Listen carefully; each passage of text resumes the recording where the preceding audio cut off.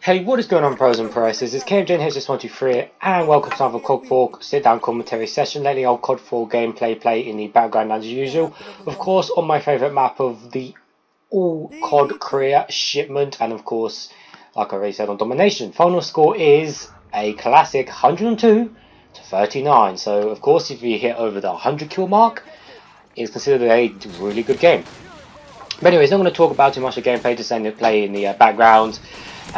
Because the gameplay, like I said, is just awesome. But anyways, here we go for another topic talk. Today's topic is, are inventors / creators, I guess inventors, so are inventors to blame for modern day problems? Now, there's obviously a bit of explaining to do with this, like I always say with the topic, but there is. So, what I mean by that is, obviously we won't have any of this now. We won't have a TV, we won't have internet, we won't have COD 4, we won't have anything without inventors.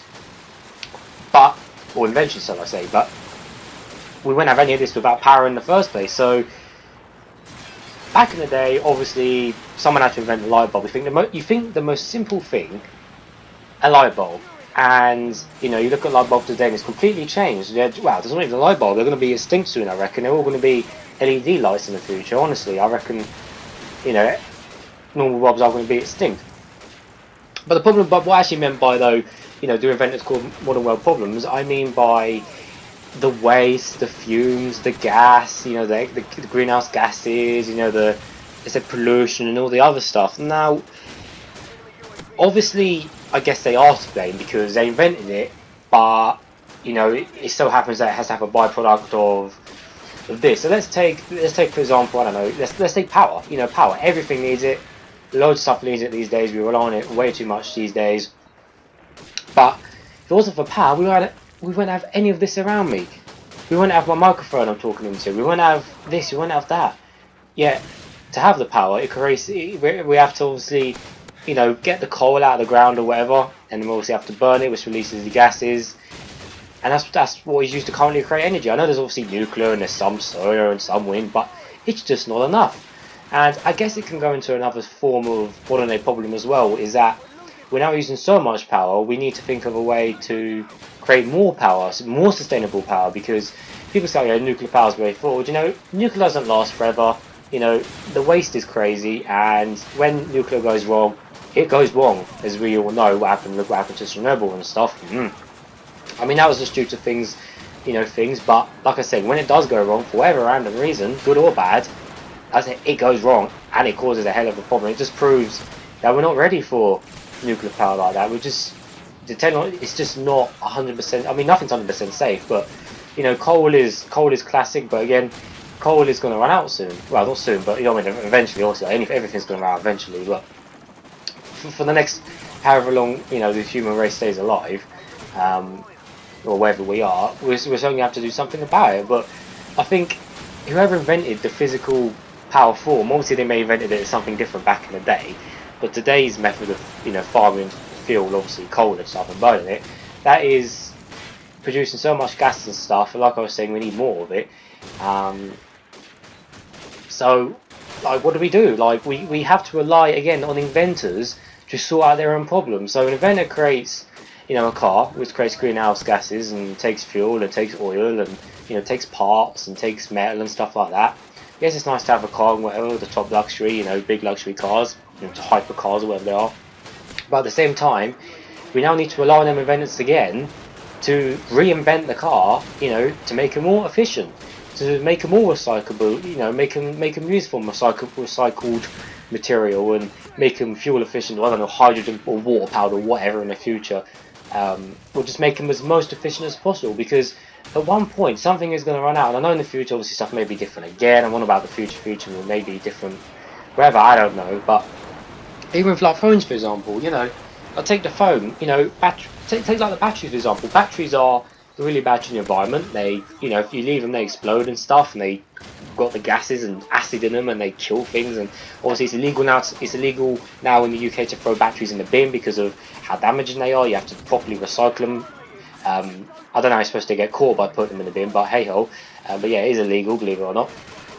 So, you know, the battery is so good though. It's in phones, it's in everything. We rely on batteries for portable. There would not be the word portable without batteries. So you know, we invented the battery. You know, these unrecyclable batteries are just filling up land. I know they're small, but eventually, you know, I mean, they're taking materials, they're bad for the environment. I know I see a lot of people do recycle them now, but we need to reinvent the battery, like in phones, for example, because you know, I know if you guys watch the Vsauce videos, I think Vsauce 2 or 3, one of his, I think it's Vsauce 2 in his Mind Blow video. I know they say about, oh, you know, these scientists in this university have made this prototype organic living battery where it has 10 times the amount of power as a normal battery, and it's not dangerous to the environment, and it lasts forever and all this. And I'm like, you know what I mean, they invented it, but they're not really gonna pump much money into it. They need, that's the thing as well, money is another problem. You know, I don't know, it's an interesting topic, guys, because you know, we rely on inventors we rely on companies, we rely on inventors to make TVs, phones. We rely on them to make everything, even with animals. We rely on them to make fish, you know, fish pumps to clean the water. We rely on everything. You know, we rely on technology to make our glasses and our clothes and sewing and everything. I know it can be done by hand, but for the majority needed today, it just wouldn't happen. But someone needs to reinvent that. Someone needs to reinvent it. But I think inventors, as much as it's nice to have our luxuries as we do today, inventors are to blame. But do we blame them in a good way or a bad way? Because, you know, we can blame them in a bad way because of, like, if someone didn't invent plastic, there would be no plastic waste. You know, there'd be no plastic this, plastic that. You know, there'd be no bags. Plastic wouldn't end up in seas and kill fish and pigeons and birds or whatever. But at the same time, what would we use for our water bottles? What would we use for this? Would we still be using metal? Would we be using glass? You know what I mean? And glass, you know, yes, it's good to recycle, but that takes however long to degrade because it's really a hard material. And same with metal, it takes forever to rust or to actually degrade. Same with plastic again, it takes forever to degrade. So until they, you know, even with these disposable bags supposedly these days, these biodegradable bags, I don't know how long they take to degrade. You know, will they eventually? I guess they will eventually, but I guess everything will eventually, you know, eventually, meaning millions of years, eventually degrade and break down. But something as simple as plastic, though, it's in everything. I mean, you know what it's in? It's in your keyboard, it's in your mouse, it's in your windows, it's in the TV. Plastic is everywhere. Just imagine a world without plastic. But at the same time, we thank the inventors for these products. But at the same time, we don't thank the byproduct it produces. And it's one of those things. It's a topic. It's a debate for another commentary. This thing now. It's like everything has already been invented. We are just waiting. We are just waiting to discover it. So back in the day, obviously, if you put that thing there and that thing there, it makes plastic, for example. But obviously, back in the day, we didn't have the slightest clue of even what a rocket was, or even getting to the moon, yet alone Mars. You know, yet alone a simple light bulb. Just because, you know, Thingy made the light bulb, he made an Pacific form which made the bulb, which started a whole strain of events. So, you know, just because, I don't know, it's really interesting, guys. I mean, that's for another topic, but I think that the main point of the topic is inventors are to blame themselves because yes, they invent a car, but they're really damaging to the environment. Like back in the day, they were puffing out smoke and fumes because they were the very first cars. But now these days, they say they've got really efficient, but there's I don't know, a million times more cars than there was back in the day. Like no one had a car back in the day. They were only for the really rich and famous, and the cars were rubbish back. Well, to us they're rubbish, but to them it was good.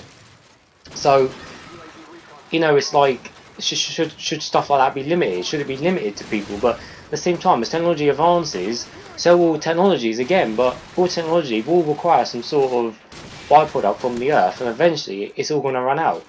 And I don't know, it's an interesting topic. Just let me know what you guys think in the comments below, because it's always good to get your feedback and opinions. You know, do you think, you know, inventors are to blame for, you know, today's problems, you know, rubbish, waste, but at the same time, you know, could we really live without all the stuff we need today? But, you know, think about it, guys. It is interesting. It's a really interesting topic, but obviously it's not going away, and it's not going to go away. Rubbish is going to stay about, you know. But hey ho. So anyways, guys, as always, thank you for watching, and I will see all of you all later.